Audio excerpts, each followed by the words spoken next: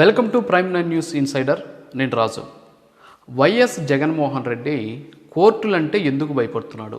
ఆయనకి కోర్టులంటే భయమా, లేకపోతే లైట్ తీసుకున్నారా, లేకపోతే కోర్టులకు హాజరు కాకపోయినా ఏం కాదు అనేటటువంటి ఒక ధీమాన.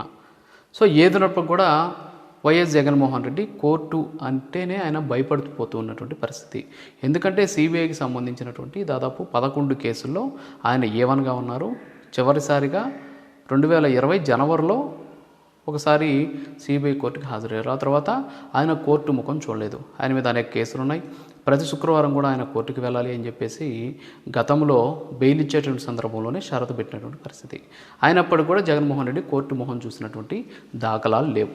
అయితే ఇటీవల జగన్మోహన్ రెడ్డికి అంటే గత ఎన్నికలకు ముందు అంటే 2019 ఎన్నికల సందర్భంలో జగన్మోహన్ రెడ్డి మీద కోడి కత్తి ఒక దాడి జరిగింది. ఈ దాడికి సంబంధించి ఆయన ప్రత్యక్ష సాక్షిగా ఉన్నాడు. ఆయన బాధితుడు. అంతేకాకుండా కోర్టుకు వెళ్ళి సాక్ష్యం చెప్పాల్సినటువంటి పరిస్థితి. అయితే ఆ కేసులో సాక్ష్యం చెప్పని చెప్పేసి కోర్టుకు రమ్మని చెప్పి అనేక సందర్భాల్లో నోటీసులు ఇచ్చినా సరే ఆయన కనీసం సాక్ష్యం చెప్పడానికి కూడా కోర్టుకు రానటువంటి పరిస్థితి.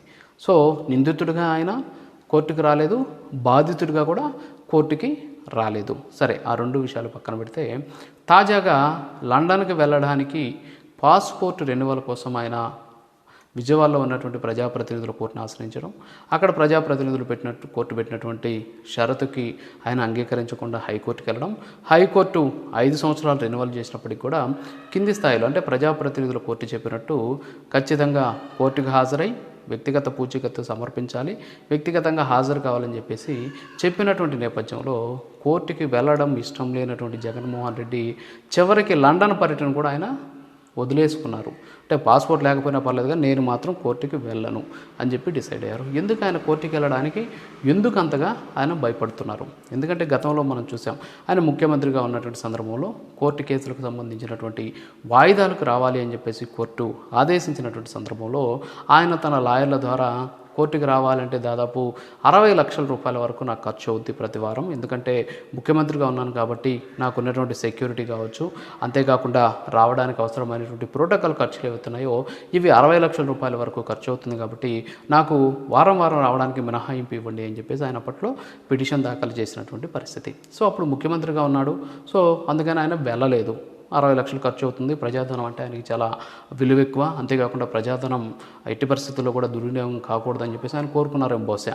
సో అవన్నీ పక్కన పెడదాం. ఆయన ఏం చేశారు, ప్రజాధనాన్ని నష్టం చేశారా, ప్రజాధనాన్ని కాపాడారనేది పక్కన పెడితే ఆయనకి కోర్టుకి వెళ్ళడానికి ప్రజాధనం దుర్వినియోగం అవుతుంది అనేటువంటి ఒక సాగు చూపించి దాని నుంచి ఆయన తప్పించుకున్నాడు అనేది ఇక్కడ మనకు స్పష్టంగా తెలుస్తుంది. మరి ఇప్పుడు ఆయన ముఖ్యమంత్రి కాదు. ముఖ్యమంత్రి కానిటువంటి సందర్భంలో ఆయన పాస్పోర్ట్ రెన్యువల్ కూడా ఆయన కోర్టుకి ఎందుకు వెళ్ళట్లేదు? అంటే కోర్టుల ఫోబియా ఏమైనా పట్టుకునిందా జగన్మోహన్ రెడ్డికి? ఎందుకని ఆయన కోర్టుకి వెళ్ళట్లేదు? ఇప్పుడు దీని మీద సర్వత్రా చర్చ నడుస్తుంది. జగన్మోహన్ రెడ్డి పోలీస్ స్టేషన్కి వెళ్ళమని చెప్పలా, కోర్టుకి వెళ్ళమంటున్నారు. అంటే ఈరోజు దేశంలో ప్రజాస్వామ్యంలో ఉన్నటువంటి ఎవరైనా సరే ఖచ్చితంగా కోర్టులను గౌరవించాలి. నిందితులుగా ఉన్నటువంటి వాళ్ళు కోర్టు కేసులకి వాయిదాలకు అటెండ్ కావాలి. సాక్షులుగా ఉన్నటువంటి వాళ్ళు కోర్టుకు హాజరై సాక్ష్యాలను చెప్పాలి.